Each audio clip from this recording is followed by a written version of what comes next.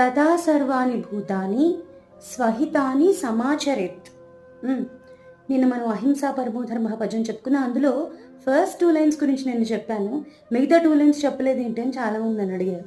So part 2 ఆ 2 లైన్స్కి అర్థం ఏంటంటే, నెక్స్ట్ 2 లైన్స్కి మన గనక ప్రతి వాళ్ళని అహింసతో ట్రీట్ చేస్తూ ఏమి తప్పు చెప్పకపోతే, తప్పు అన్యాయం అధర్మం అనుకున్నప్పుడు దండన చేయకపోతే, వాళ్ళకి వదిలేస్తే ఎలా ఉంటే అలా ఉండండి అని వాళ్ళందరూ స్వహితమే చూసుకుంటారు. ప్రతి వాళ్ళు అలా ఉండకూడదు, లోకహితం చూడాలి ప్రభు. అలాగే ప్రజలు కూడా ఒకరి హితం ఒకరు చూసుకుంటూ సౌభ్రాతృత్వంతో ఉంటూ ప్రేమ అభిమానాలతో ఉంటూ తప్పు చేయకూడదు అనే దృష్టి కలిగి ఉంటూ, తప్పు చేస్తే తెలిసి తప్పు చేస్తే ముఖ్యంగా దండనివ్వబడుతుందని ప్రజ్ఞతో ఉంటారు.